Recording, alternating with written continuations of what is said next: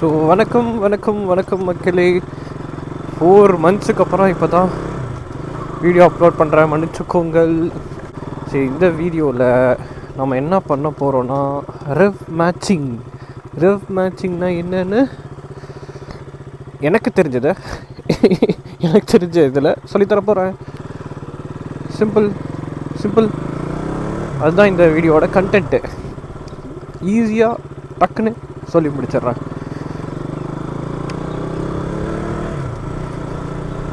ஓகேவா? இன்னுங்க நம்ம மெயின் ரோடுக்கு போய்க்குவோம், அதுக்கப்புறம் கண்டினியூ பண்ணுவோம்.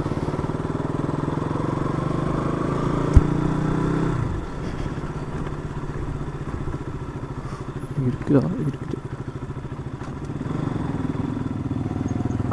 நம்ம ஆஃப் ரோடெலாம் பண்ண வேண்டியதாக இருக்குது. ஓகே, இப்போது ஃபஸ்ட்டு இன்ட்ரடக்ஷன் என்னென்னா, ரெஃப் மேட்சிங்னா என்னென்னா, கியர் டவுன் ஷிஃப்ட் பண்ணும்போது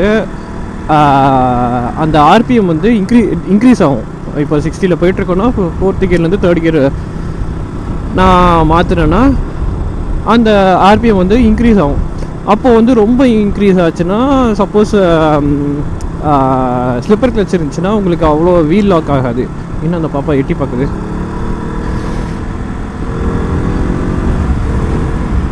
ஸோ இப்போ ஸ்லிப்பர் கிளச் இல்லாத வண்டி, என் வண்டியில் ஸ்லிப்பர் கிளச் கிடையாது.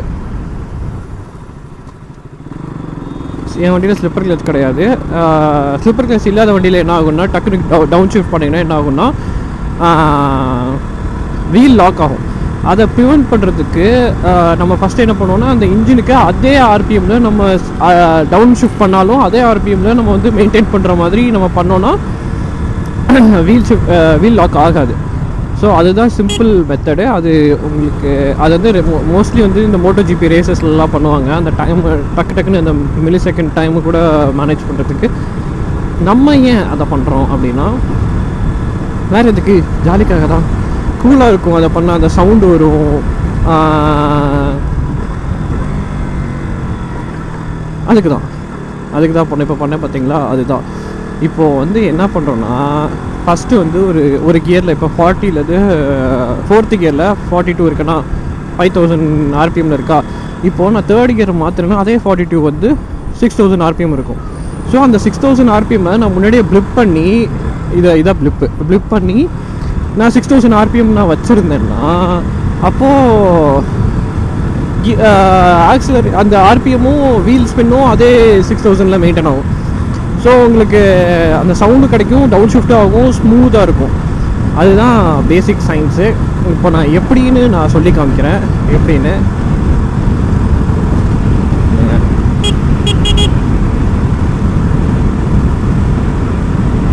ஓகே. இப்போ வந்து 5000 ஆர்பிஎம்மில் இருக்கேன். 6th gear 5000, 6th gear 60.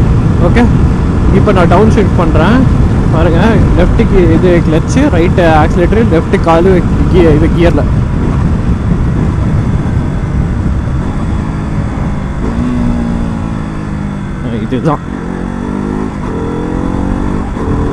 இதுதான் டவுன் ஷிஃப்ட். அதாவது என்னென்னா, நம்ம டவுன் ஷிஃப்ட் பண்ணும்போது கிளச்சை பிடிச்சி ஒரு ப்ளிப் பண்ணி அந்த 6000 ஆர்பிஎம் வந்து அப்போ அட் த சேம் டைம் கிளச்சையும் விடணும், அந்த ப்ளிப் பண்ண இதையும் விடணும், ஆக்சிலேட்டரையும் விடணும், at the same time gear ஷிஃப்ட்டையும் மாற்றணும். அப்போ 6000 ஆர்பிஎம்மில் உங்களுக்கு கியர் ஷிஃப்ட்டும் ஆகிடும், அதே ஆர்பிஎம்மும் இருக்கும், இன்ஜினுக்கு ஸ்ட்ரெஸ் லெவல் கம்மியாகும். ஸோ உங்களுக்கு கரெக்டான இதுவும் கிடைக்கும், ஸ்மூத்தான கியர் ஷிஃப்ட். இப்போ பாருங்கள்,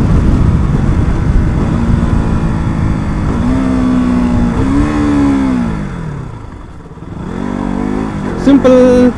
இது வந்து normal gear shift, rev matching. இது கூட சேர்ந்து நீங்கள் பிரேக்கு அப்ளை பண்ணலாம், அது வந்து அடுத்த லெவல். அப்போ என்ன பண்ணணும்னா, அதே இது வித் ரைட் ஹேண்ட் வந்து 2 ஃபிங்கர் வந்து பிரேக்கில் வித் நீங்கள் பாம் வச்சு ஆக்சிலேட்டரை ப்ளிப் பண்ணணும். இப்படி ப்ளிப் பண்ணால் ஸோ உங்களுக்கு பிரேக் பிடிச்ச மாதிரி ஆகிடும், சீக்கிரமாக வண்டி ஹால்ட்டுக்கு வரும், at the same time gear ஷிஃப்ட்டும் ஆகும். இல்லைங்க, அண்ணனை விட்டுருவோம், என்ன ஹார்ன் அடிப்பாப்புல.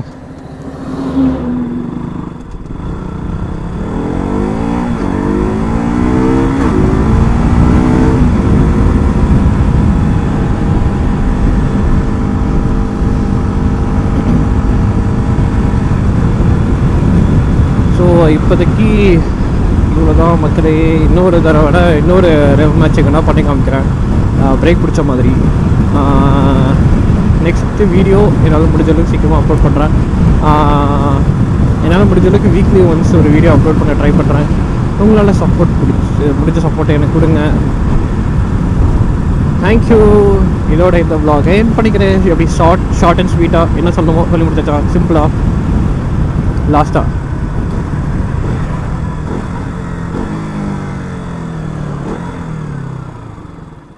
அவ்வளோதான், சிம்பிள். முடிஞ்சா இன்னொரு தடவை பண்ணுவோமா?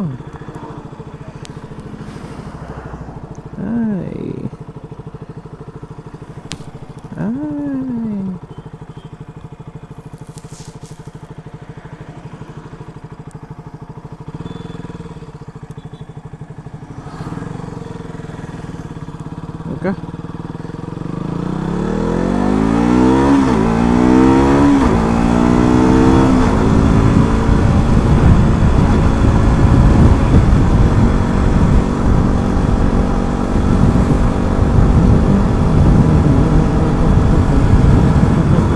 Sixth gear 70. இப்போது ரெவ் மேட்சிங், ரைட் ஹேண்டு பிரேக்கில்.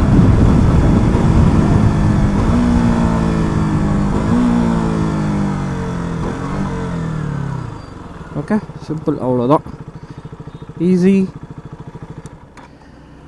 இதுக்கப்புறம் நெக்ஸ்ட் vlogல பார்க்கலாம். நன்றி, வணக்கம்.